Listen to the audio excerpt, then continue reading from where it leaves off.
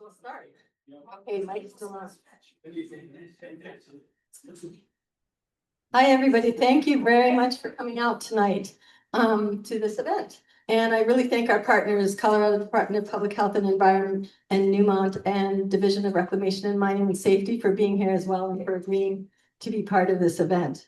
Let's see, I guess mainly, first of all, if you don't know me, I think I know most people in the room. Luckily, I really love that I know so many people in Ouray County. When I go away from here, I feel so weird. But I am Tanya Ishikawa, Executive Director of the Uncompahgre Watershed Partnership.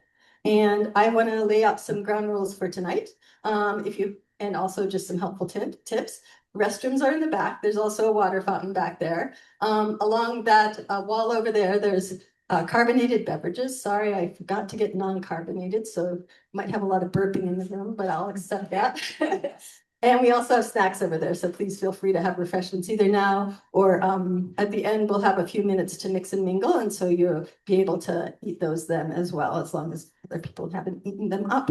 The other really important thing is that we're doing questions and answers a little bit differently tonight, I think, than some events. We want to just keep the presentations going, so we're not going to take questions within the presentations. We're going to have two sets of questions. First, UWP is going to present, then DRMS is going to present. And during those times, or even right now as I'm talking, if you can use those papers and pens that were on your seats, or if it's not on your seat because you're towards the back, you might have to ask someone to share with you. Elliot has some extra paper right there as well. Those are for your questions. And so after the first two presentations, we'll take questions for DRMS and UWP just about what we presented, not about the other things, because the experts will be coming up to talk about that afterwards. And we'll try and keep that question period to 10 minutes. If it's less, that's fine too. And then we'll have the presentation by the Colorado Department of Public Health and Environment and the presentation by Newmont. Each of those are about 15 minutes. And then during that time also, please be writing down questions. Ask your neighbor if you need those papers again, or pens. And it's a wonderful crowd. So I'm glad I have this many people and that's a problem to have to share those papers and pens. And then Elliot and I will be collecting those. Actually, Fran in the back can help collect those too. So I guess maybe to be less disruptive after each presentation, even if it's not question and answer time, you can hold those up. We'll go around and collect them. And then I'll be asking those questions for you. And they'll be answering. Whoever's the right person will be answering that. We do have Zoom going, but it's only for our couple outside participants that we needed to Zoom in today who weren't here. We didn't have the ability to arrange Zoom access for other people who wanted to join the meeting. We are recording the meeting though, and we hope to have that recording out for people who are interested, friends of yours that didn't show up and such, in the next couple weeks. So not about the actual presentations, but do we have any logistical questions that anybody has before I get going? Awesome. Okay, and you did unmute, right, Elliot? Pardon? Did you unmute yet? Yes, we're good. Thank you very much. Okay, wanted to make sure. Okay, so, and it stopped working again. It's so weird. So you might have to make it go forward because it's not connecting. Oh, now I got it to connect. Yeah, if you touch it, it connects. Okay, so as I said, I'm from UWP. We have been around for about 12 years or so, 13 years, and our mission is up there. And just to save a little bit of time, I won't say the mission aloud, or maybe I should, because we have several board members here, and I really appreciate that. Our board members are very active. And so our mission is to protect and restore the natural, scenic, and economic assets of the upper Uncompahgre watershed. And so we mainly work from the headwaters at Lake Como down to the northern Ouray County line. And let's see. Oh, I did want to mention that we have done mine reclamations. I didn't have another spot in the presentation, so I just wanted to mention that we have done mine reclamation projects from 2014 to 2017 with DRMS and other partners.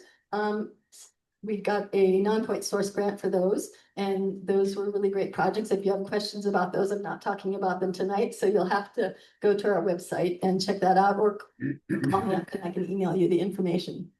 We did a strategic planning in 2023, our 10th anniversary, and we have a strategic plan for 5 years, 2024 to 2028. So we're right in the middle of it. And up there on the screen, these ones I won't read for you. These are our 4 objectives that we have for our organization. The Upper Uncompahgre watershed has many stream segments that are impaired and not meeting water quality standards, both tributaries and segments of the Uncompahgre River. Many agencies and Newmont do water sampling of streams and adits in the Red Mountain Mining District. UWP does water sampling of rivers and creeks through the Colorado River Watch program, and also for other projects we have. Most of the Upper Unk's water quality problems stem from acidity and heavy metals that arise from highly mineralized lands as well as abandoned mine lands. And in those abandoned mine lands are the tunnels and the adits and the tailings piles and waste rock piles.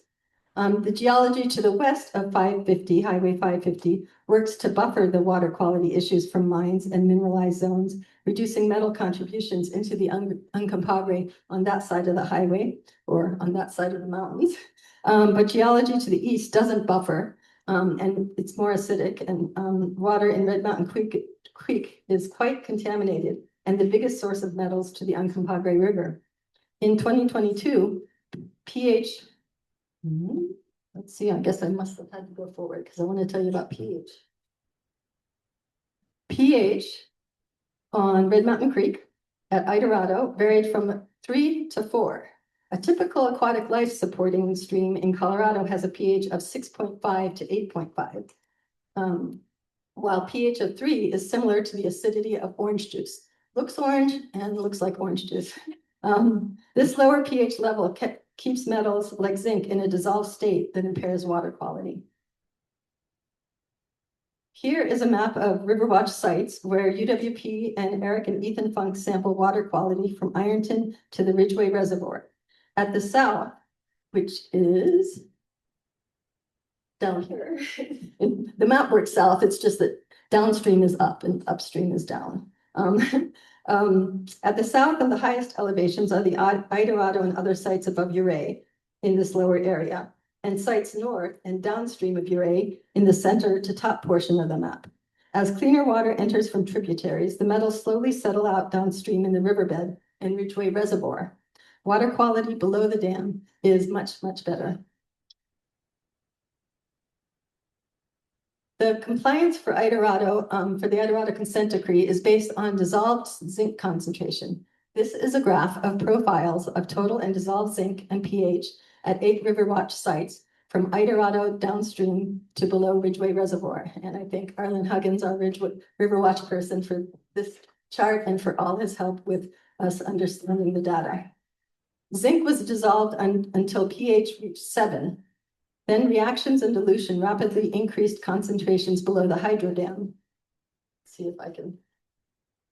Well, you can see the downward trend yourself without me using the clicker. Let's see.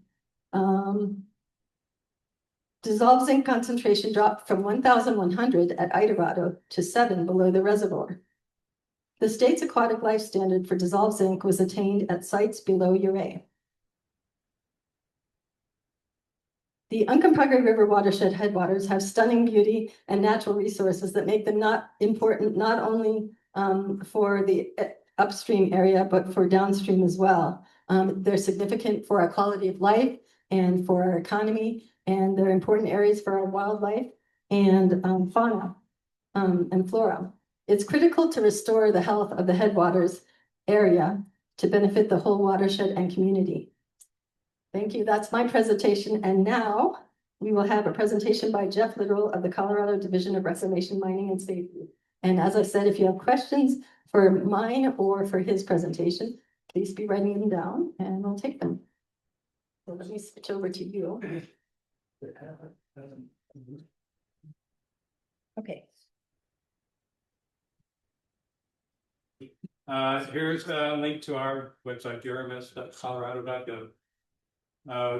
We are basically have 2 divisions. We're split into what they call the active mines, the minerals program that regulates active mining, and now includes the code program. We also have a mine safety and training programs. That's the mine safety or reclamation safety. Highlighted this circle for the data linked to the minerals programs. Anything searchable, any kind of data related to active mining to this Laserfish web link. If you know the permit data, or there's the map here where you can click on different mining sites. And there's also this mine activity dashboard that the tool to facilitate transparency on mining activities. Like I say, I work in what's called the inactive mine reclamation program. Everybody calls it abandoned mine lands, except for the state of Colorado. Main offices are in Denver and Grand Junction. And I joke that the smartest thing the state ever did was like a half a dozen of us in the historic mining districts. And so we're able to, be part of the community, come to events like this, and work with the local watershed partnerships. We are under the Office of Surface Mining. It's where our main funding comes from through a royalty on every ton of coal. Every state has the same funding source. And then we also get money from state severance tax and agreements with federal, state, and local partners, and also mining companies such as Newmont. And thank you guys for being here today. Yeah, circle this video hub. It's not really part of the discussion tonight. Oh, the other thing I should talk about, kind of our bread and butter, is the Stay Out and Stay Alive, our mine safety program. It would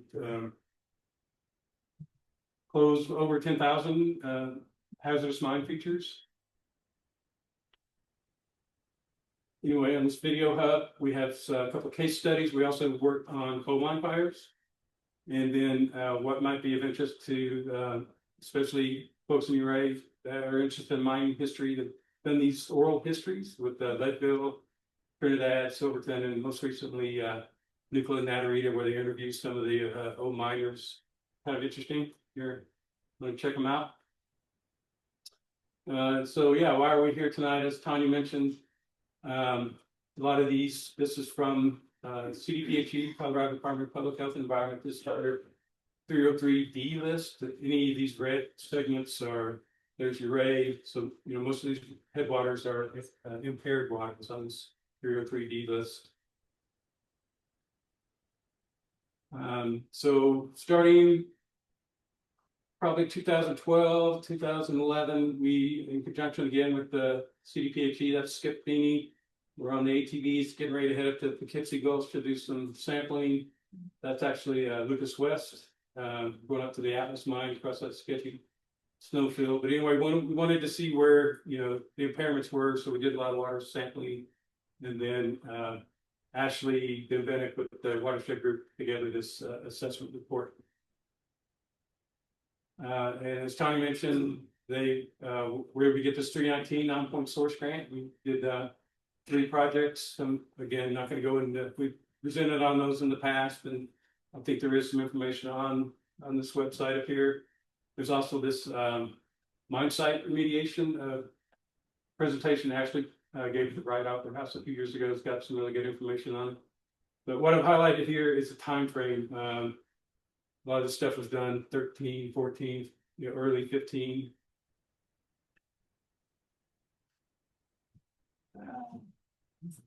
Oh, that might have been me because I did something to the screen. Okay, now you should be able to do it. Okay. And yeah, so I'm not going to go into these detail. This is the Atlas. There's the tailings along with Sneffels Creek. We did some, actually Bill Conklin, the local contractor, put in these vein arms to keep the water out of the tailings area. This is the burn-in with the waste rock pile in Great Copper Gulch Creek. We took the waste rock pile out and tried to get some vegetation going. And then August 5th, 2015, the infamous picture of the Animas River and the Gold King mine spill. And Comprehensive Environmental Response Compensation and Liability Act. There's a reason they call it the circular, right? So you don't have to remember all that. I can't look at that anymore. So the way we were able to do all these projects in the past is under that circle authority. After Gold King, we lost that circle authority. But the other thing Gold King spurred is this abandoned mine water quality information. The division was tasked to basically sample any draining mine across the state and build this database. And it's on this website. I think it's still active. You can click on these dots and hopefully get the water quality behind each one of these sites. The red dots are sites that haven't had any work done. Yellow, some work, and green, they consider restored. And they also created this book version of it as well. What we've been working on recently, this is the Ouray mine up near Richmond Pass. Waste rock piles here really high in lead and more of a human health environmental risk project than a water quality. But we created this repository, put in a liner, and then capped it with the rock with the from over at State Germain. This is all on Forest Service. We got a couple of our Forest Service partners made this happen, and a lot of this work we're doing is under their circular authority now, so that at least we can get something done. Here's another project, again, not in the Uncompahgre, but just an idea of what we can do and what we have done in the past. It's the Matterhorn Mill. Here was the old tailings pond. We did some stabilization work in the mill, cleaned out the mill waste in the building itself, and incorporated it into this repository here.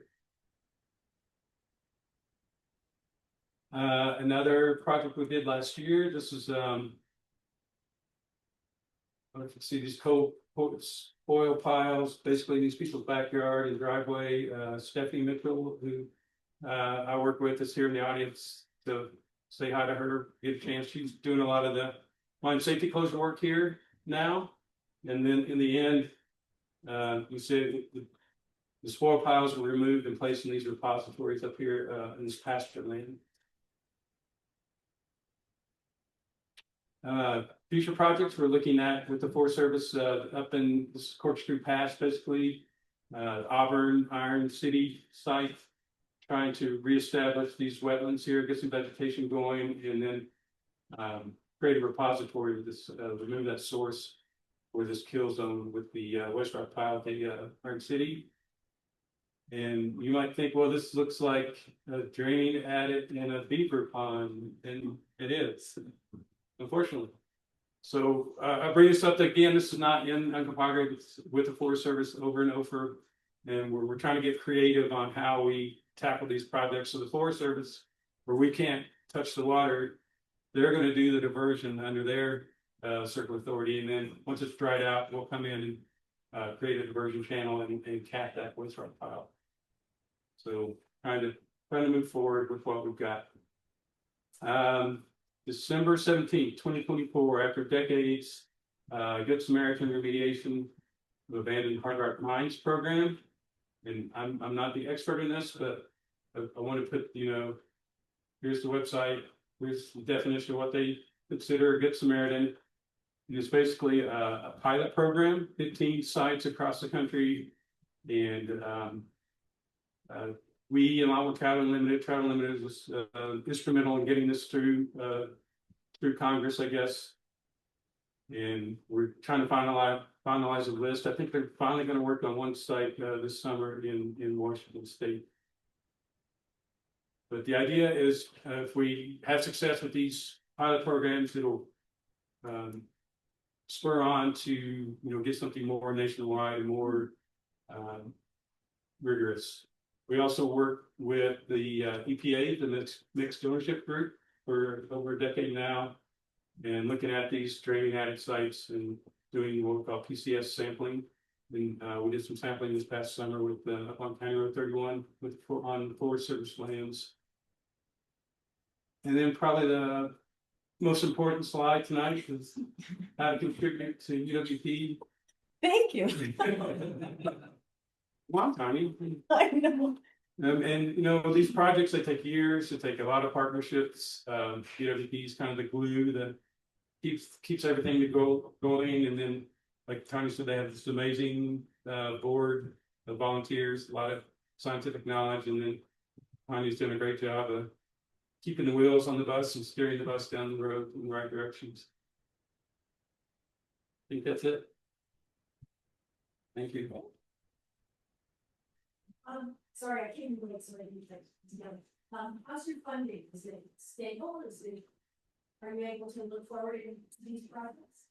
Well, I think everybody knows where that part of our OSM funding is based on the tonnage of coal. Coal is obviously, the production of coal has gone down, so we still get kind of a base amount, so we're able to keep forward with that. I can tell you about our funding too.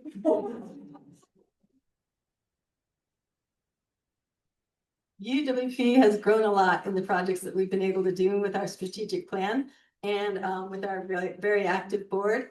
And so we are lucky to have diverse funding from a lot of sources, but we are really looking this year.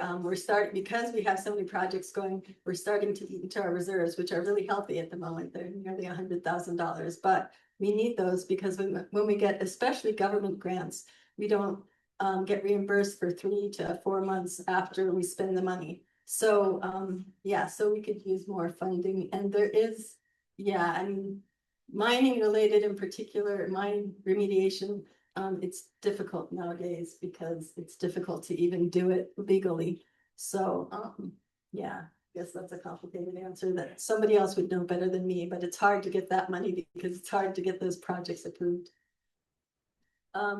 We really would like the questions to be on the papers if at all possible. It just helps me to moderate. This looks like a really nice room and you know, people are going to behave. But it helps me to moderate the questions if we can get them in advance. You know, if we could have, because we have people with a lot of expertise, but they also rely on the data from, you know, the documents that they have and other people within their organizations, and they may not be able to answer the questions quickly right here on the spot. And so that's why in advance would have been great if people before the meeting, but actually we didn't get questions in advance of our meeting. And so during the meeting, we really appreciate you writing those down so I can use them later. Thanks. I'm Jennifer Charles. I'm with the state of Colorado, Colorado Department of Public Health and Environment in the remediation program. And thanks. Actually, I need to still get the Zoom people sharing. So I guess I still don't have this procedure done quite right, but I'm going to do it. Let me make sure that I get rid of the other one so that.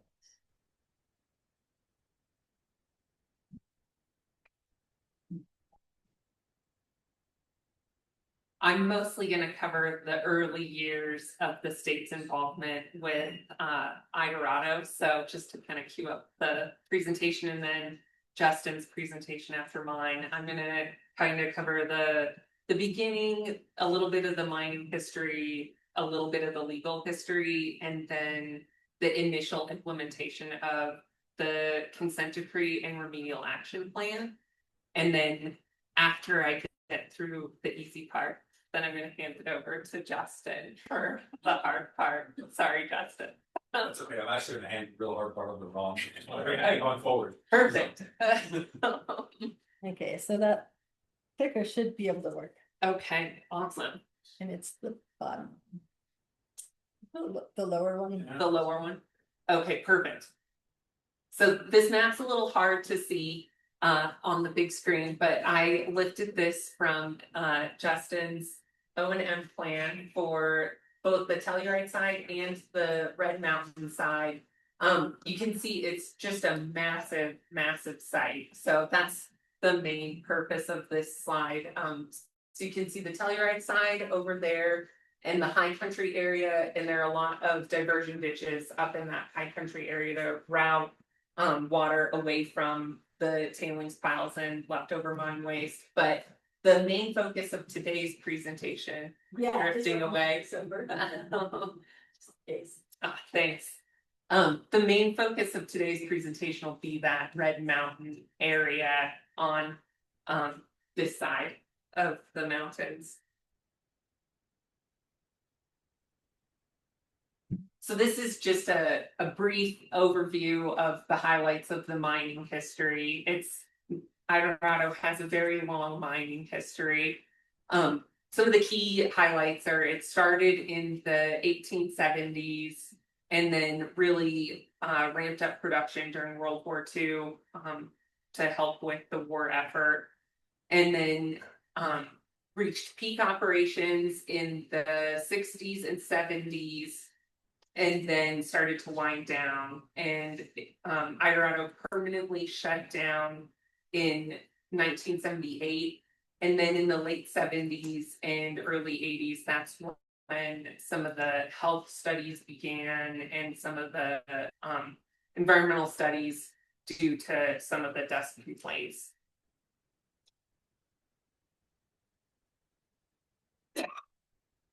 So this next one is the very, very brief legal history of our consent decree, the state's consent decree with Newmont. In 1980, CERCLA, which thank you, Jeff, for running through the CERCLA acronym so I don't have to, was enacted, and that gave states the ability to sue for natural resource damages.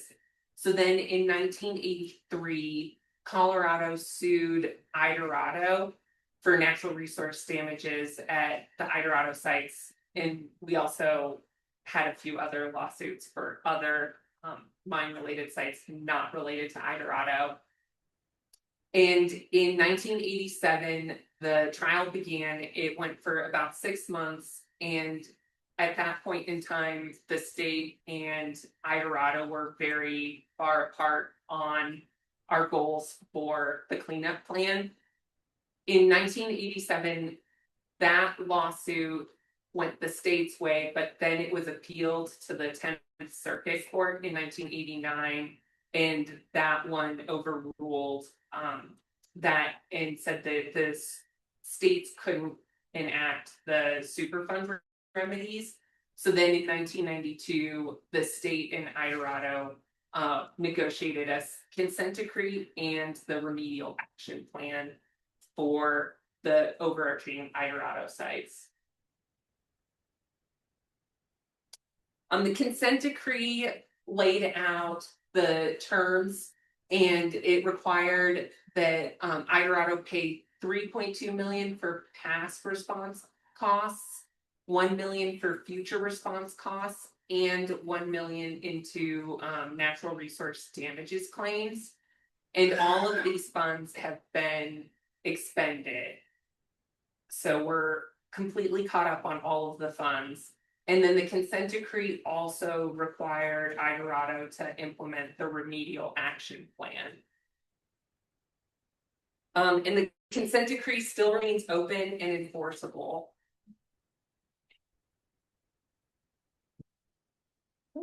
Can you try it now? There we go. So the remedial action plan called for the implementation of lots of components, all listed here on the screen. I'm not going to run through all of them. But Idorado had implemented the vast majority of all of these components between 1993 and 1997. And so by 1997, Idorado was mostly in compliance with the remedial action plan. They were in compliance with the Telluride side and all of the vegetation requirements on both the Telluride and the Ouray side. With the exception of these non-Idorado owned properties that were listed in the consent decree, those properties have been a bit more challenging to work through since they're not owned by Idorado.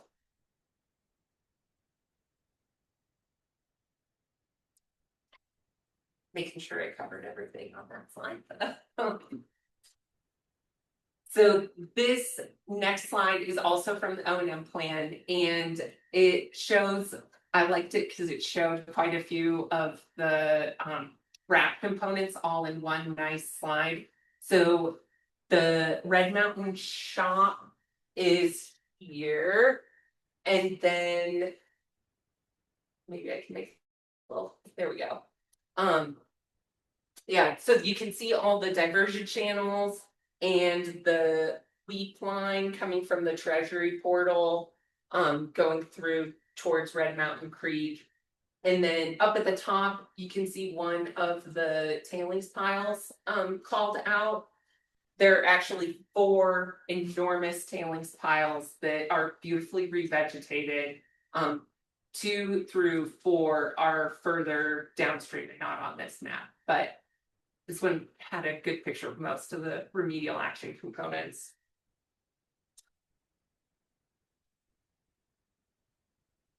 So I just have a few photos of some of the components so we can see them in real life instead of just the map. On this photo, kind of in the background, you can see that little concrete building. That's where the Treasury portal is. And then next to it, there's the actual reclaimed and repiped Treasury tunnel. And then down below here, there's some capped tailings near the Red Mountain shop.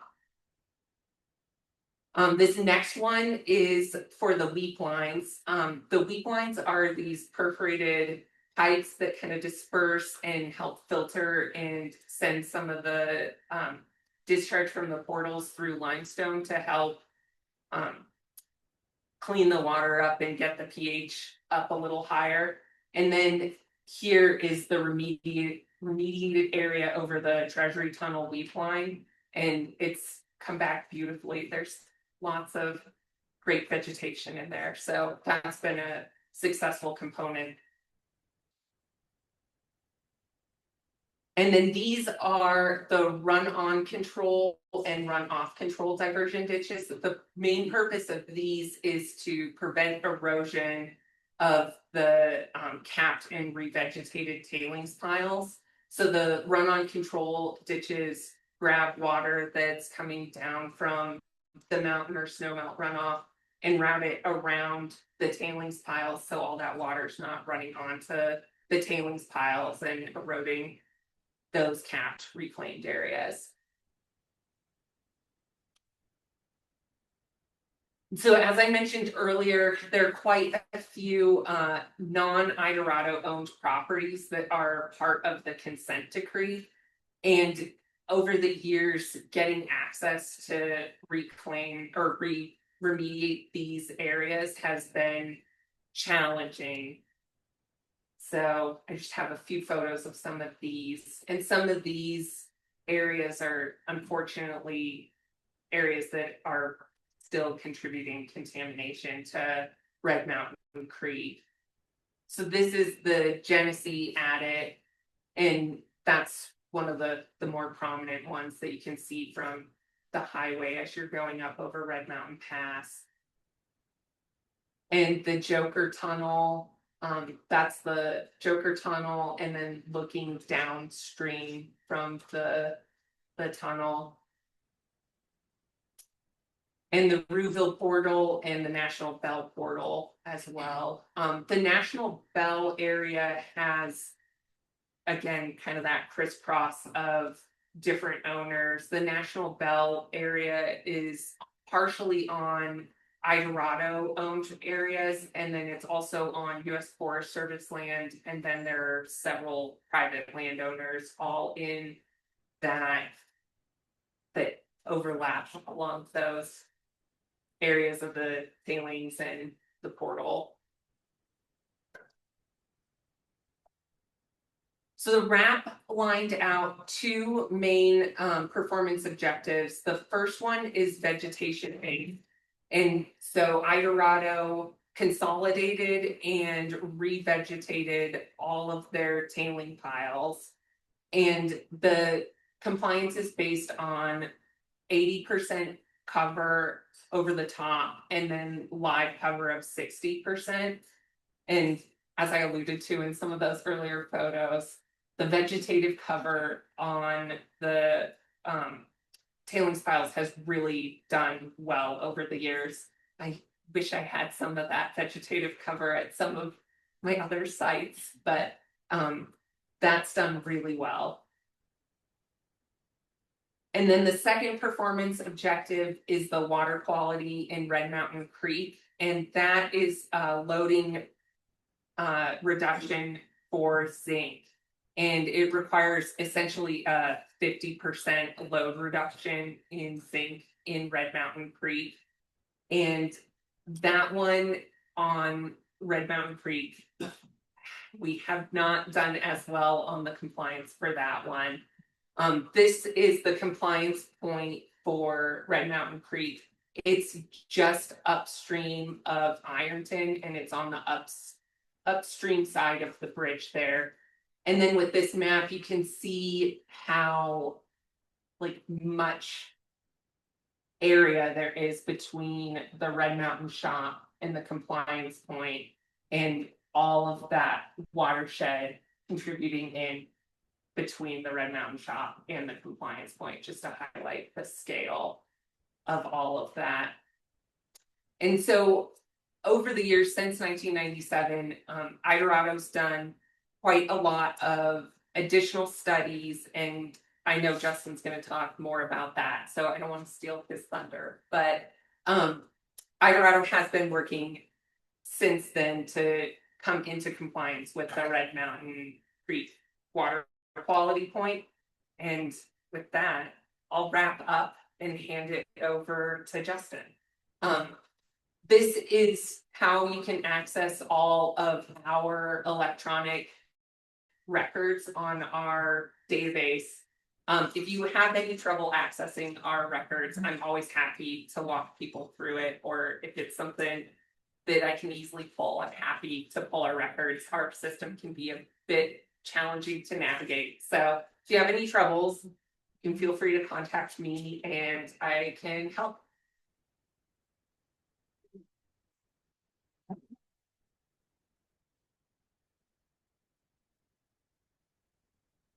All right, good evening, everyone. I'm Justin Ragland, Director of Newmont's U.S. Legacy Sites, one of which is Red Mountain Creek. So I've been with Newmont for quite a while, 15 years. That being said, I'm relatively new to the legacy realm and the scope of what we have within our legacy portfolio. So there's probably I've only been in the role for a year now. So there's probably a lot of you in the room that have a lot more institutional knowledge around the history of Red Mountain Creek, both the mining history, the closure, the remediation work, and really the post-closure remediation over the last several decades. So that being said, look, we're committed to getting to a point of achieving compliance with the RAP performance objectives. I'm going to walk through the first 10 or so slides of this presentation that kind of reinforces a bit of what Jennifer shared, talks about the RAP a little bit, what we've accomplished to date. And then I'm going to turn over to my partner, Ron Parrott, who is the specialist of projects and studies for U.S. Legacy Team, to really talk about our plan for the future and where we go from where we're at today to ideally reaching compliance with the RAP performance objective for water quality. Should be the lower one next to the. Lower one. Okay. Now we go. There it is. All right. So like I mentioned, really just want to touch on what's required by the RAP, which I think Jennifer did a really great job of summarizing that. So I'm not going to belabor the point. What have we completed? What have we learned from what we've done and some of the study work that we've been working on over the last 10 years or so? And then what are our next steps, specifically targeting compliance with that water quality objective?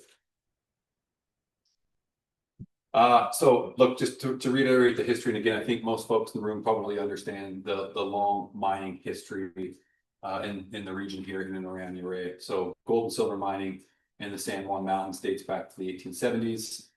Idorado Mining, owned by Newmont, operated the Telluride and Red Mountain Creek mines from 1939 to 1978, producing primarily lead and zinc.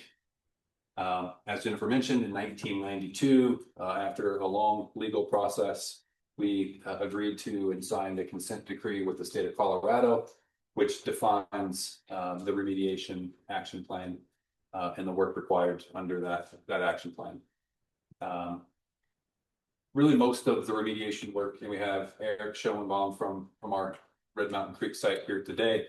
Maybe Eric, probably most people know you, but he really oversaw a lot of remediation work in the 1990s, 1993 and 1996 to be specific, and is still responsible to this day in operating and maintaining those remediation features that we installed back in the mid-90s. So kudos to Eric for all of his hard work over the years. I should have used the map that I gave to Jennifer, because this one's not nearly as good. You can't really read it very well. But again, a number of tailings piles that have been remediated. So you can see there RMT 1, 2, 3, 4, and the buried tailings. A number of mine portals and waste rock facilities, including the treasury portal and the Barstow portals. As far as remediation or remedial elements. And then again, as Jennifer alluded to, a number of non-Idorado mine owned portals and waste rock, including 12 sites that Ron really kind of dived down in more on, that we have done some source control work on, but that are still contributing to some of the source loading that we see in Red Mountain Creek today.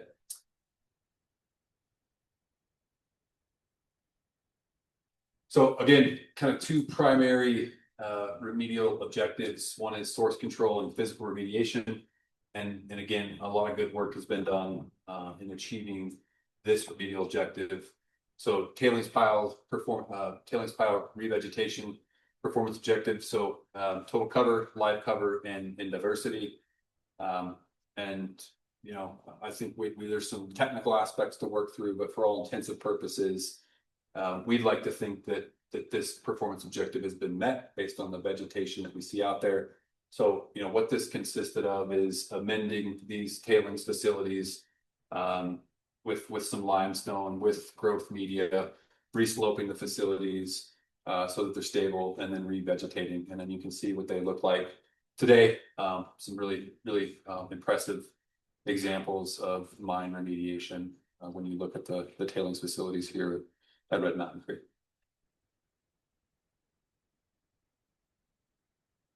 So we do have a number of mine portals and plugs and bulkheads that have been installed as remediation measures as part of the RAP. We've got the mine portal water collection systems and conveyance pipelines, as well as infiltration loop lines or infiltration channels. Jennifer touched on the weep lines that we have from the Genesee and the Treasury. We've got in situ passive treatment systems for mine portal discharges and seeps in a couple of situations. We've completed the tailings pile remediation, and then diversion channels to intercept and convey portal drainage or surface water runoff around waste rock dumps and tailings piles.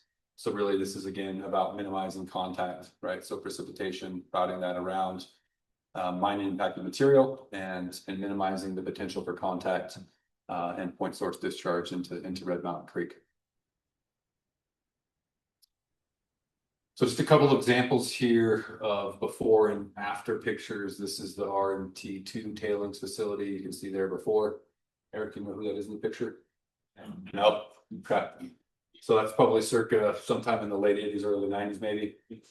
And then you can see, you know, more recent photo of what that same area looks like today. Another example here of the tailings pile number 4 before and after. I don't know about you, but I wouldn't recognize that as the same place.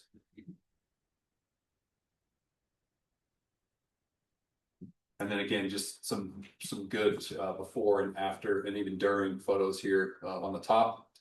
See some of those conveyance structures being constructed. And what they look like today, again, conveying that non-contact water, keeping the non-contact water, making sure that it's not running across those tailings facilities. And yeah, some of the active construction there in the mid photo on the top. And then some fall foliage in the bottom right, current day photos.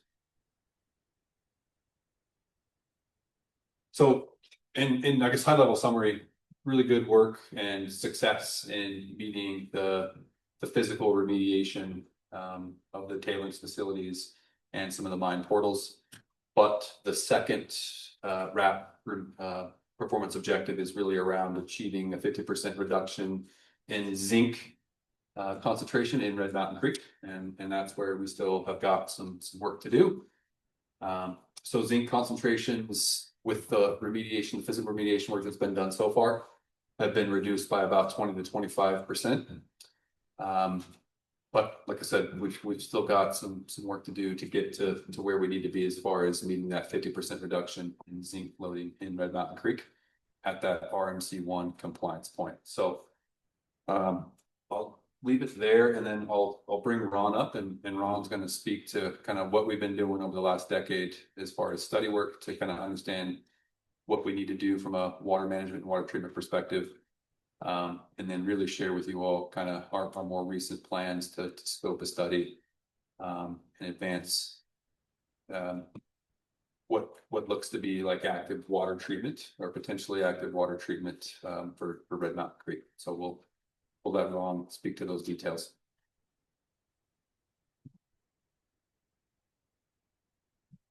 Yeah. This was clear. Everybody hear me okay? Cool. As Justin said, my name is Ron Parrott. Like Justin, I'm a recent addition to the Legacy Group. So Justin came over about a year ago. I came over about 5 months ago now, or so, somewhere in there. As like Justin, longtime Newmont employee, not as much as Justin. I'm a little over 12 years with the company, and I've been involved in water work my entire career. So started doing mine water management back in about 2009. Been working on that kind of the whole time. So, you know, there's been a number of conversations and discussions on really the water quality source contributions to Red Mountain Creek, right? And so as we've talked about, some of these properties are Newmont owned, some of the properties are not Newmont owned. And Tanya had mentioned kind of the differences between what we have on the west side of the creek and what we have on the east side of the creek, right? This picture here, north, is going to be, I've got a pointer to this direction here. So essentially, as talked about, we're starting in the upwaters or headwaters here, and we're moving down gradient here towards the compliance location at RMC1. Color-coded Newmont-owned operations and non-Newmont owned operations. And so you can see on the west side of Red Mountain Creek, we have the National Bell Buried Tailings, Treasury Tunnel, and RMT2 seeps. And then on the east side, you have, as we've talked about already, the Red Mountain Adit, Genesee Adit, Rouville Portal, Joker Tunnel, and Augustine Portal, all of which are also contributing to the zinc loading for Red Mountain Creek.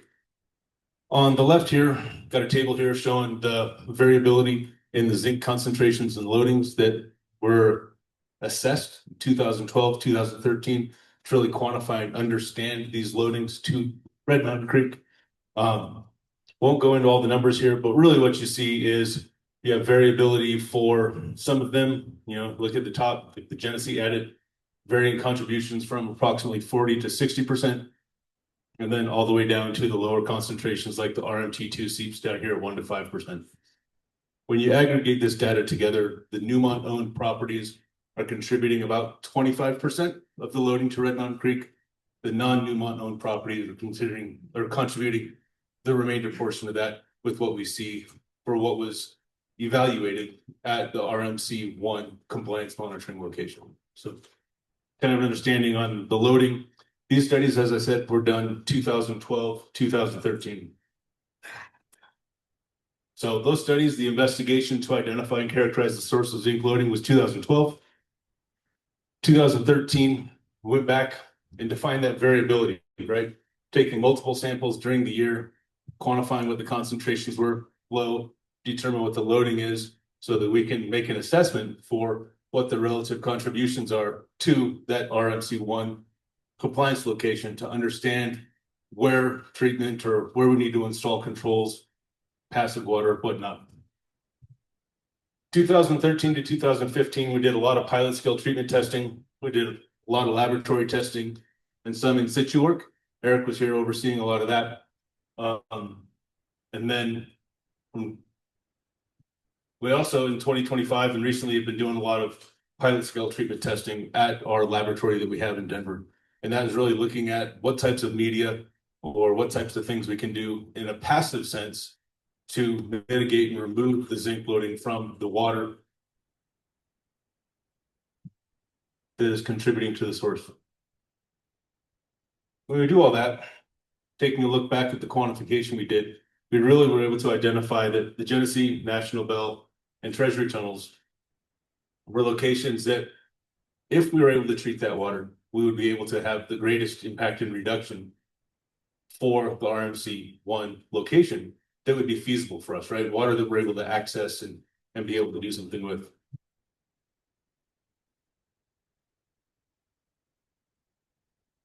Talk about the treatability studies we've done. We did iron-rich material testing from 2014 to 2016. We did Green Age Technologies, developed a cavitation and filtration system. We evaluated that in 2016. Took a look at crushed concrete for in situ passive tests. That we put into the buried seep tailings. That really taking advantage of the carbonate that we have in the tailing or in the concrete, trying to bring pH up. We've done, as I said, a number of testing in the laboratory for treatment medias. Went straight to limestone instead of concrete for passive treatment trials in 2017. Those filters were installed to mitigate seeps. 2017 to present, they were installed at RMT2 and the Red Mountain adit. We also looked at in situ passive treatment media and organic material, 2024, the Red Mountain adit. And then most recently, we completed laboratory testing of a zeolite media and completed a screening multiple accounts analysis to evaluate really all the treatment technologies that we've evaluated, tried to implement in the past, really assess if they're going to be feasible and work for this site within the constraints that we have to be able to implement an effective treatment that will achieve that water performance criteria that we have, that reduction of 50% zinc at RMC1.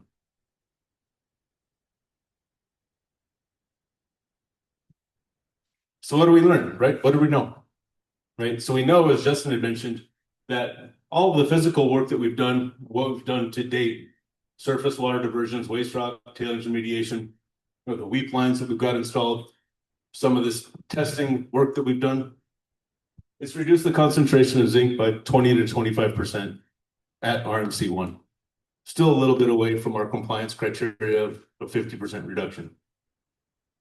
But it has really improved our understanding of the zinc source distribution and the behavior, right? So we understand from that analysis and evaluation we did that the majority of the loading going into RMC1 is coming from a limited number of sources. You know, like I pointed out, the Genesee tunnel can have a very serious or significant, right, contribution to the loading for RMC1. From that, you know, we really see from everything that we've trialed in the lab, everything we've tried to implement out in the field, pilot testing, the work that we've done, evaluating of really the area, the climate that we have, the fact that we're at a high elevation, right? We don't think, at least with current technology, that we're going to be able to use a passive system to achieve this 50% reduction in zinc, right? We've gotten to 20-25%, but we're not all the way there. In order to really reach where we need to, we're going to need to likely transition to an implementation of some type of active water treatment. Now, specifically what that is and what it looks like, we're not certain yet. But like I said, because of the constraints and what we have listed here, you know, we've got a location of 11,000 feet elevation and it's accessed via the $1 Million Highway. I'm sure almost everybody here's driven that. Some pretty serious relief. Doesn't exactly have the best weather at the wintertime, right? It's pretty dangerous. So there's a lot of site constraints there. That winter season, that snow, ability to access the location, you got avalanche danger, storms, you got tourists, you got people coming up and down. really presents not just a challenge to the public, but to any of the workers who would be going there, or the transportation of really what you're going to be needing to take in and out, right? So for an active treatment system, we have to think carefully about what type of treatment system we would possibly implement, what type of reagents that would bring in. And then once you do treat the water, you're going to have residuals from that, right? We have to pull the zinc out and we have to take it and put it somewhere. So that we're going to have to take out from the site and take away somewhere else so we can dispose of that appropriately. So we did, as I said, a screening level multiple accounts analysis, right? So what that was, right? We took a look at all the work we've done as far as our passive treatment systems. We took a look at what we think potential active treatment systems could be, and we evaluated those. What do we think based upon the science, technology, expertise, things we know about the technologies are likely going to work and what isn't going to work? From that, we were able to, use these here, essentially constraints, right? These are the things that we know are going to be a high priority, not just for Nuon in operation of a facility like this, but the community, right? What does the community want going up and down that road? How safe is this? When can we do it, right? We don't want a large amount of some type of hazardous material going up and down this road, particularly in times where it's snowy, there's avalanche danger, there's a lot of tourists, the road's in bad shape, right? That presents really a danger that I don't think any of us want to deal with, not only to the people, taking it in and out in the public, but also to the environmental, right? Or environmental safety. We don't want to have or present any potential danger that would further impact Red Mountain Creek. From that, we have 3 potential technologies that we've selected to progress further within the site constraints. First one is chemical addition with active filtration. All right, so that would be the usage of some type of reagent introduced to the water. As Tanya said, change the pH, allow that zinc to precipitate out, use a subsequent filter that zinc out and remove it from site. As I mentioned, that would involve both bringing some type of reagent to the site and then taking those residuals away from the site. There's activated carbon filtration. So we call it GAC, or granular activated carbon. Essentially what that is, it's the filter media, right? Activated carbon really can allow or facilitates the sorbing of dissolved constituents in the water onto that carbon. So we're evaluating doing that. And then essentially what you do is you'll either regenerate that activated carbon or you'll remove it, transport it offsite. And then the bottom one here is what's called a caustic addition with solid liquid separation. Very similar to a chemical addition with active filtration. Caustic, as you're sure you're aware, one of the chemicals. Add that, cause a pH change. Essentially what you're doing is you're taking that low pH water and elevating it, then you're putting that through a filter and removing the residuals. Very similar to the first one though, requires reagent being brought to site, filtering it on site, and then removing that residual. So we've got this screening level completed. And our next steps really is to enter into what at Newmont we call the stage 2A, or pre-feasibility study, right? So we have studies. You start off with a 1, we've already done here, kind of defining your problem. 2A, we're evaluating it, identifying preferred alternatives. 2B3, we're going through a greater engineering and understanding all the constraints, what we need to deal with. 4, we're looking at implementation, and then 5, we're done. So here, 2A, we want to identify a technically feasible, reliable treatment method that can treat the waters. To do this, we need to understand those source waters that we need to be able to capture to achieve that 50% zinc reduction, right? We're not sure what all those are. As I said, the studies that were done in 2012, 2013. So we need to do more work to really fully characterize those, assess which ones need to be treated to achieve that reduction. Wrong one. Not my fault. It's the clicker thing. So we're going to, this will include the treatment performance evaluation of safety, access, operational considerations, capital costing estimates, right? I said the big thing here is the constraints that we have. Zinc is treated from mine waters all across the world. Sorry, they had trouble with that at another event. It's just the microphone. Yeah. By the neck. Like this? Yeah. Awesome. All right. As I was saying, you know, zinc in water, mine waters around the world, it's a relatively easy thing to treat. Our challenge here is the site constraints, right? Safety, access, operational consideration. How do we implement something at this site with the constraints that we have to ensure that we have not only an effective treatment to treat the water, but also is safe for all the employees, community members, tourists, and people who are going to be going up and down this highway. And that is the single greatest challenge we're going to have at this site. Okay.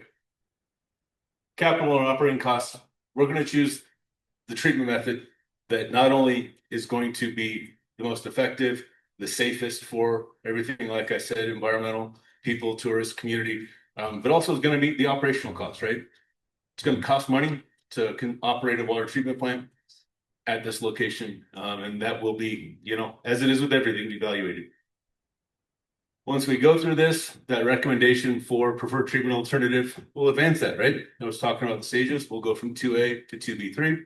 We'll start defining that more, really flesh it out, get a really good understanding, detailed engineering, what we need to do to implement that. And then we'll advance that to detailed design. Obviously, we're going to keep coordinating with CDPHE. We'll keep coordinating with the community, make sure that, you know, they're aware of where it is we're at and how things are moving. And that's that ongoing updates to everyone. So I think that's the last one. So thank you, everybody. I'd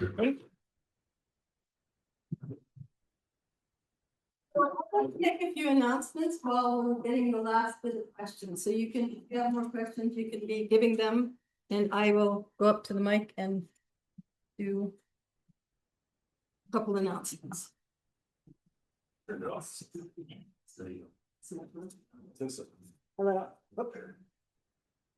Okay, so one thing, I didn't say in my presentation, but people ask a lot, and they haven't asked yet tonight, although it might be out there, is like, what amount of the metals and contamination in our waters up here are from mines and what are from natural mineralization, the Red Mountains and such. And Rod Runkle was with USGS, maybe he still is, and he did a report on it. And his estimation, you know, going through the data was 50-50. So even though 50%, you know, is a natural issue that we have, 50% are from those legacy mines. And so that's why, one reason why we think it's worth it. UWP does are approaching it. And the number of mines in the state, the legacy mines or abandoned mines or inactive, has been numbered at 23,000. When I looked up for the San Juan Mountains, I didn't look up exactly for Red Mountain because I wasn't quite sure. Someone else might know that in the room and can tell us when we're answering questions. But it was somewhere between the hundreds to a couple thousand in our in the San Juan Mountains. So let's see. I wonder, the elected officials I thought were coming, I don't think came, but if there's an elected official in the room, can you stand up so we can thank you for being here? Nope. So that means I'm going to send them this recording. Thank you. I did want the board and staff and contractors of UWP to stand up, only the current ones, then we'll get to the past ones and volunteers. But if those people who are on our board now can stand up, and the staff as well, that would be great. So you can see who we are. There's a bunch of us, so that's great. And then stay standing. And anybody who has volunteered for Riverfest or for the board in the past or for any of that, can you stand up? Because I want people to see Riverwatch. We have Riverwatch volunteer in the room as well. So lots of great UWP volunteers in the room. Okay, you can have a seat. Sorry for embarrassing you. Let's see. And then I better not get out of the evening without telling you about the Rocky Mountain Mining and Reclamation Conference. It's something UWP has been involved with since its founding. This year will be the 14th year. And well, the 14th conference. We went to biannual or every other year a little while back. And that this year, the Rocky Mountain Mining and Reclamation Conference, the theme is Rocky Mountain Resilience, Reclaim, Reprocess, and Reimagine. And it's taking place in Durango, August 30th to September 2nd. It's mostly of interest to people in academia and reclamation specialists, contractors, mining companies. However, the public does get a lot out of it as well. So if you're just a regular public person, you might consider it as well. It's a great way to meet people and ask questions because anybody in the San Juan Mountains and now that we've called it the Rocky Mountain Reclamation and Mining Conference, anybody really generally in Colorado who is doing good work in mining or reclamation will be there. And that's on our website, and you can learn more. More questions? Okay. Wow, yeah, so now we have tons. Let's see. I was able to reorganize the first questions I received. Maybe I'll just stay with that so we don't have to take more time. But to begin with, Justin and Ron and Jennifer, unless you just want me to hand you no, I think you should maybe come up here. We don't have seats for you. Hope it's okay to stand. And Jeff, if you could come up here as well. And so I will pass the mic to the right people for the right questions. So I hope this is an easy one that I'm starting with. Thank you. Which is, how does a compliance port become named? And I'm not sure if it means, how does it get picked as a compliance point? Does the person who asked that want to clarify? Yeah, I was kind of curious, first compliance point. And so how does that actually need to be named for that particular site or that particular location? What goes into making it? What goes into making a compliance point? So. Oh, no. I don't have a great answer for you right now. All of the compliance points and like everything that was included in the tailings revegetation and the water quality performance objectives, those were all negotiated way before I took over the project between the state and Newmont and Idorado. And so I don't know the nitty gritty of how all of those got negotiated. I don't know if I don't either, other than it was negotiated in the consent decree, but we've asked ourselves the same question. It's quite a ways downstream of the sources that we own, for sure. and the compliance points at Idorado are really unique compared to other CERCLA-like sites or CERCLA sites. And Idorado isn't a CERCLA site, but it's kind of the general umbrella that we've used. We call it a CERCLA-like site. Thank you. Okay, this one may be one of the harder ones of the evening, I think, but it came in early. $50 million plus, $50 million plus dollars. And I don't remember myself what the amount that's been spent so far, but that's what this question says, has been spent trying to rid the Uncompahgre from zinc.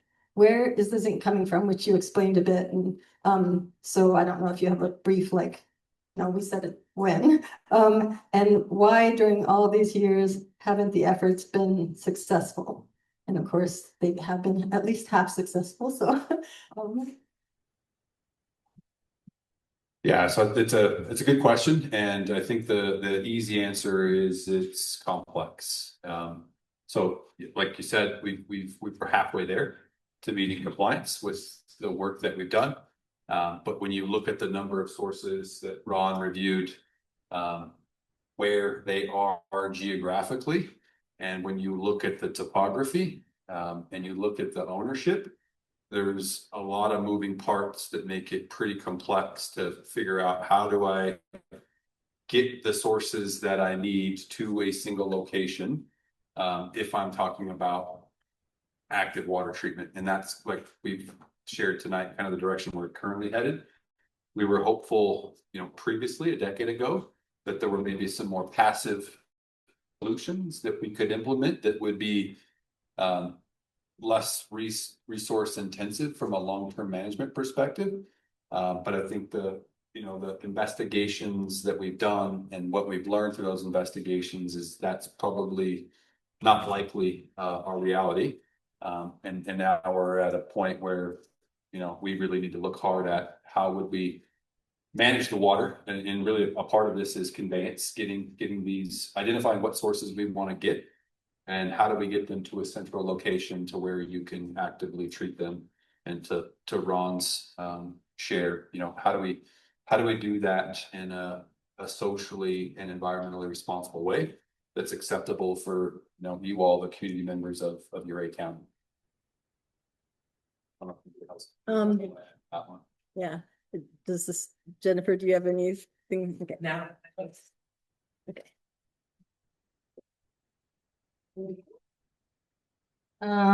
So then I have a few about the non-Idorado properties, and there may even be more in the back that I haven't been able to go through, but the first one about them. Are the non-Idorado mine properties some of the main contributors to metal pollution in Red Mountain Creek? And this was given pretty early on, so Short answer, yes. short answer is yes, you saw the slide. Maybe, is that good for that one? How does remediation, how does remediation occur and get funded for non-Idorado properties, e.g. the Joker? To my knowledge, there's no funding unless the state or a federal agency goes out and enforces against that private landowner. The other alternative is, you know, Newmont, through meeting compliance with the RAP, commits to going and picking up somebody else's water and treating it on their behalf, and the, you know, the improvement in water quality in Red Mountain Creek. And so that's kind of what we're looking at doing through this study.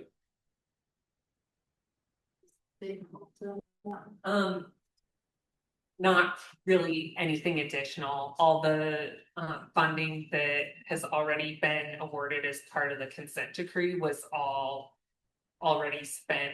And then the separate NRD funding, that was also has already been spent. So the state doesn't have any other funding sources at this moment that we can use for that sort of stuff. And I promise, Jeff, there's like maybe 2 questions in here for you, so I know that you like to stand, you like to test out that knee the new knee. And relatedly, and you know, obviously funding sounds like one, but what are the challenges with working at or with the non-Idorado sites?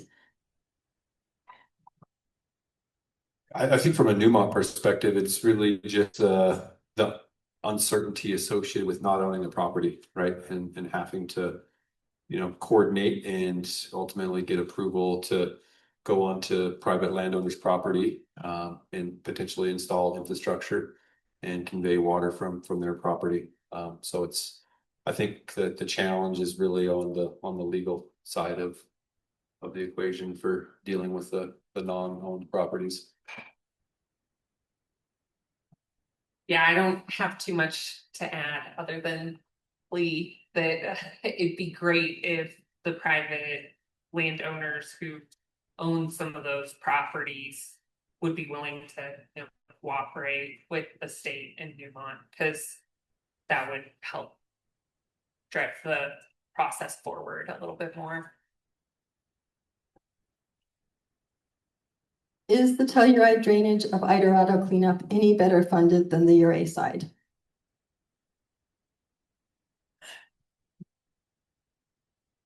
I would say no. There's, at least from Newmont's perspective, it's no better funded. We've certainly had better results there because there's not nearly as many sources. From a geochemistry perspective, it's not nearly as complex. So it was an easier problem for us to solve than it has been on the Red Mountain Creek side of things.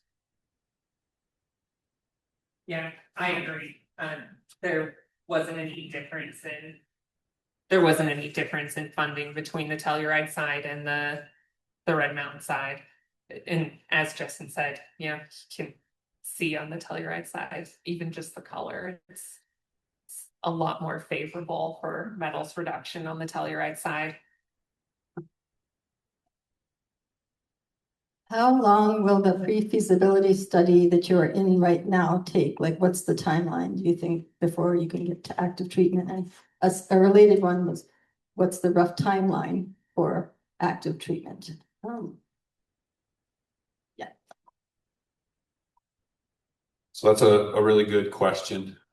Like Ron shared, Newmont has a really well structured stage gate process with defined stages and then gate requirements to pass on to the next stage. So each study is a bit unique.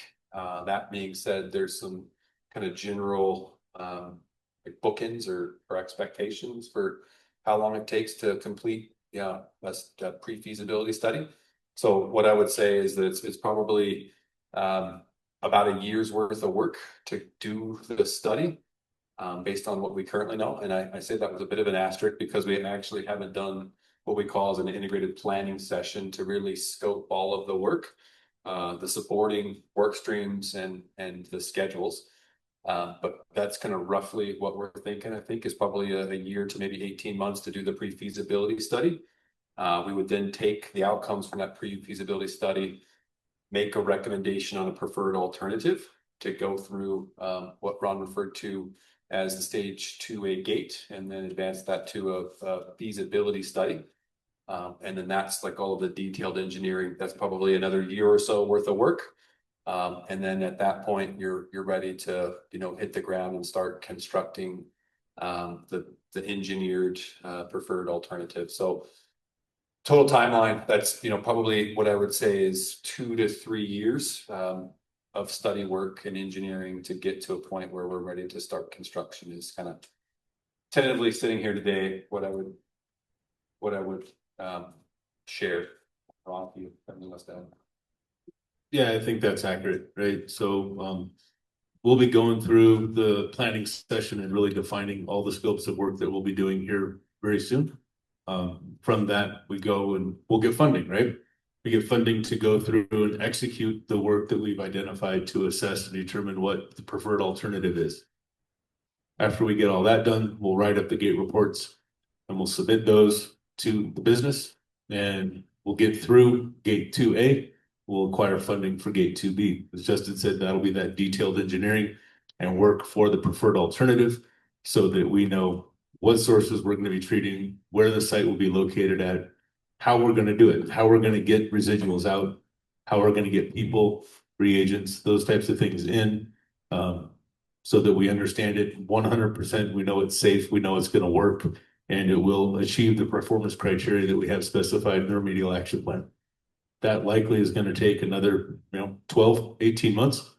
We'll get all that work done, write up that report, go to the business.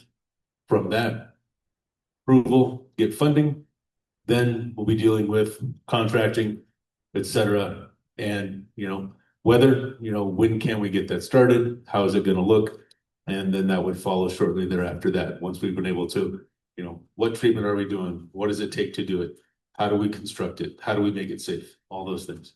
So yeah, my guess is 3 years will be at 3.5 maybe, we'll be through that work. And then depending upon where that lands, if it's in the fall or something, then we'll be going through all the procurement process, siting, whatnot. And you'd be going into the next, construction season or summer, spring season here. So you can actually do the work. Depending on what we're constructing, it'll take time to do that. And so my guess is 3-5 years, something like that. We got to go through the process, make sure it's the right technology, the right location, the right sources, and safe. Okay, here's one for Jeff. I think, Jeff, I'm going to give you this one, and then I'm going to let you sit down, actually. And then we'll pull you back up if you, but it says, are relocated tailing sites lined with limestone, the one that you're working with DRMS? Or do you even, maybe that question's not quite right. You've been working with those waste rock areas and such.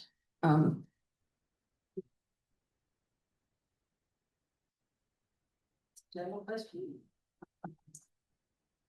Yeah, it kind of depends on, the site itself. Acidity is an issue. I mentioned the one at Matterhorn. We did not put, actual limestone, but we did, cap it with rock and then a couple feet of soil. And the idea is to get, something to grow on that. And then the one at Irene, we did have the high lead. We put a plastic liner, HDPE liner over that, and then cap that with rock, so. The limestone part of it is kind of looked at as a treatment, and that's something we, at this point can't really. Do under the regulations, I don't know if I answered your question. Talk to Jeff afterwards when we have mix and mingle if he didn't answer your question, and you can have a seat. Let's see. So someone does ask some stuff about the passive remediation technique, but because we're running close out of time, and I have several more questions, and because we're moving on beyond that, I feel like they can ask you later during mix and mingle if it's possible, or I can send it to you, connect you. But this is interesting though. Have you looked at constructed wetlands? Oh wait, oh, no, there's nothing on the back. There's an arrow, but anyway, have you looked at constructed wetlands? Yeah, we have looked at constructed wetlands and they are, sometimes an effective treatment method for depending upon your water quality, right? Not only your water quality, but the space available, the climate, and really how it's going to work, right? And so with the concentrations that we're looking at and the flows that we're dealing with, right, in order to achieve that 50% reduction, those constructed wetlands, the current modus operandi is thinking that, we're not going to have enough space and we're not going to have enough for the right climate to be able to convey the sources we need to those locations or the size of the location that you need to effectively treat, and reduce the zinc loading to what is specified in the remedial action plan. And, that's part of the constraints that we talked about, right? We're at 11,000 feet. We've got flow that we have to treat in the hundreds of gallons of GPM a minute or GPMs, gallons per minute. And so really what's going to be the most effective treatment that will achieve that compliance and meet that performance criteria. So that's the reason why when we did that screening evaluation, we took to look at the cavitation and the iron-rich material, the wetlands and whatnot. In order to achieve that, those constraints were really the challenges that are driving us in the direction we have to achieve the compliance criteria and do what we need to do for the compliance location. I was gonna maybe find, I think Jennifer can sit down for, there might be one in here, but I think it's mainly for them asking about this active treatment and such. Cool, thank you. So has Idorado consulted with other mining companies on active treatment such as Freeport, Barrick, and they're not, anyway, other companies? Yeah, what I would say is that we have a whole group of people that sit in our Denver office that are subject matter experts, world renowned in water treatment, and they interface with industry peers on a routine basis. So we're across the kind of cutting edge technologies, those that work and some that don't work as advertised, and really are working closely with that subject matter expertise group to define the work that we're doing going forward. They'll play a critical role in scoping the treatment technologies that we evaluate, and then actually doing the evaluations of those treatment technologies at a bench scale level in our lab in Denver. So yeah, the answer is definitely yes. So as far as the active treatment, do you envision yet whether it'll be just one plant or more than one plant? And do you have any idea of where they would be located? Those are all really great questions and questions that we plan to answer through the study. Those are certainly objectives and questions for us to be able to come out of that pre-feasibility study with answers to. We'd like to obviously have a single water treatment plant from a sustainable operating perspective. And we'd like to put them at one of the flat areas that we currently have, if we can do so, right? So whether that's our shop area or potentially one of the tailings facilities. Obviously there's some tailing stability considerations that we would have to evaluate as part of that. But yeah, those are questions to be answered that have been identified as needing to be answered in the pre-feasibility study.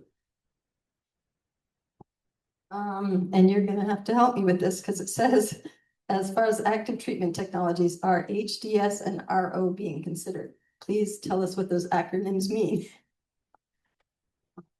Yeah, so HDS is high density sludge and RO is reverse osmosis. So they're going to be evaluated, right? Your high density sludge is essentially kind of the output of what you'd be getting from your treatment plant. Reverse osmosis is a type of treatment technology that uses very high pressure and membranes to essentially filter the water through very microscopic pores and pull those contaminants out of the water. They're very effective. However, RO plants do not treat 100% of the water. So with a reverse osmosis treatment plant, you generate permeate, right? So that's going to be your clean water that you would release. But you also generate a concentrate, and that's the water that contains a much higher concentration of all the constituents that are in the water. Currently, I don't believe that an RO treatment would be the most effective treatment here because really, as I mentioned earlier, you know, zinc in mine waters around the world are treated very effectively with other simpler methods. Reverse osmosis is a very energy intensive treatment method. However, they will be evaluated as we move through their 2A study to identify the preferred treatment alternative. Did that answer the question? Similarly, any consideration for leaching of metals from large uncapped waste? Oh, well, this is not about active treatment, from large uncapped waste piles. Consideration for leaching.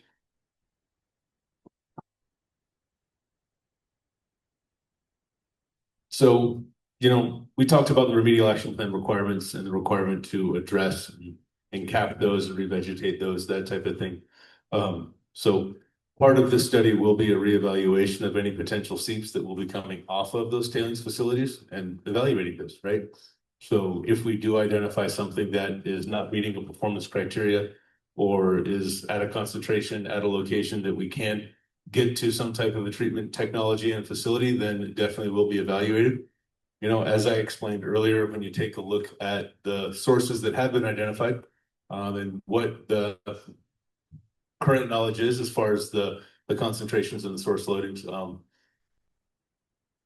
we're about 25% of the way there, so we need to get another 25% at least, right? And so we're going to be trying to focus on really what are the locations that have the highest concentrations and the greatest impact to the compliance point and to Red Mountain Creek so that we can effectively treat it in the best way possible. So is it one of the seeps that has, or one of the tailings piles or something that has a seep? If it's going to be a large source, we're going to identify it and try to get that to a treatment location. As it stands right now from our current knowledge, you know, the locations that we specified earlier are kind of checked off or checked as primary locations to reevaluate and assess. But we are going to be going through and assessing all of the source contributions that we know of as part of the study. Thanks. And 4 more questions. Let's see. I understand that Iderado worked with Colorado State University Fort Collins to develop hybrid grass strains to live on tailings ponds. Is there a patent on these new grass strains? Are these grass strains planted on tailing ponds elsewhere? That's news to me. I did not know that. That's certainly something that we can take back and follow up on. So whoever had that question. Yeah. I remember when that was in process. Okay. CSU is the agricultural school for the state. Yep. My understanding, I worked with them to develop new strains of grass to live on tailings. Okay. Which seems to be very successful. Yeah. I haven't heard that before. Whether it is. Those grass strains used elsewhere in the state or the country, other parts of the world, I don't know. Because it seems to work real well over here. Yeah. I think we use just native grasses and a native grass and forbs mix. So I don't know about any patented species that we worked with CSU on, but that very well could have happened. If it's something you want more information on, we can certainly follow up internally and see if there's any information available on it. Well, just curious. Yeah.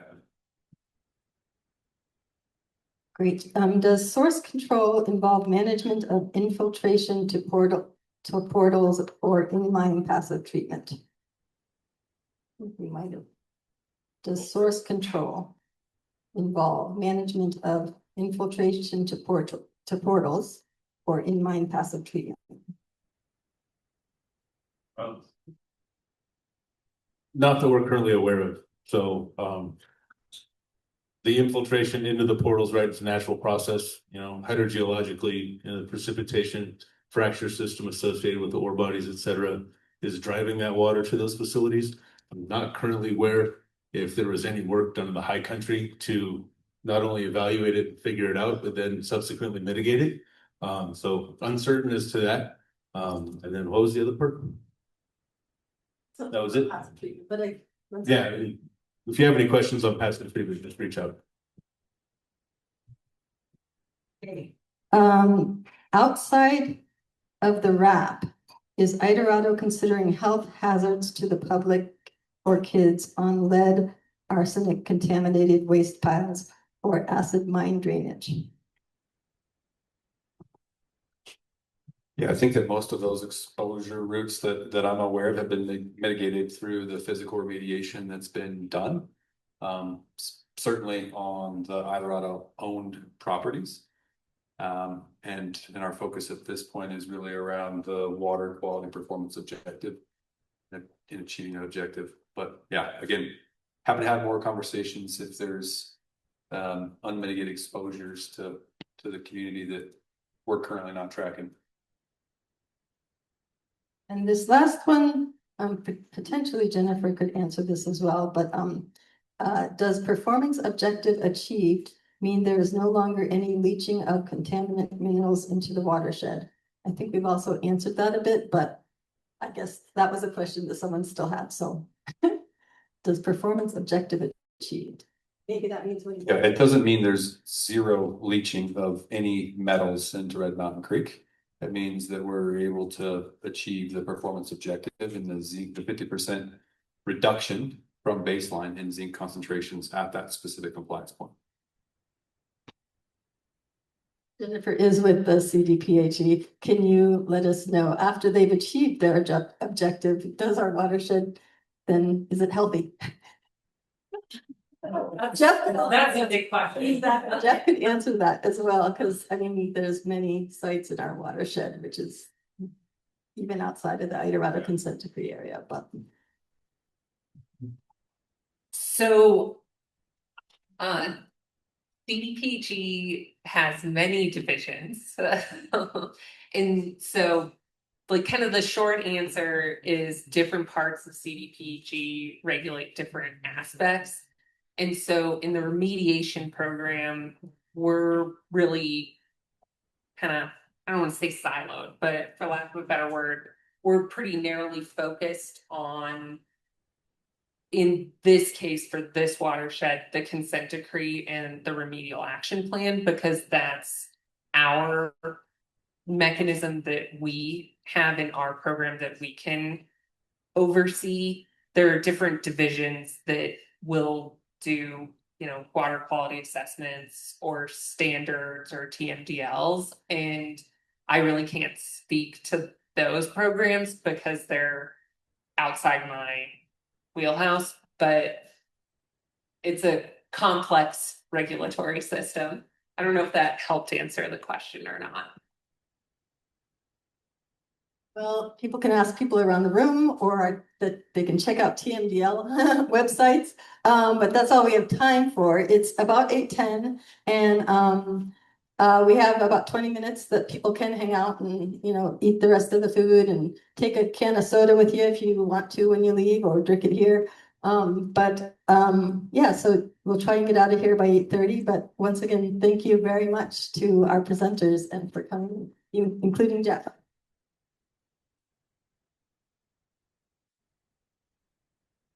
Hope to see you back here maybe in 3 years for an update or something like that. Maybe even sooner if Newmont's leading it because they need some community input. Thanks. Cool. Thanks for coordinating and facilitating funding. Great job.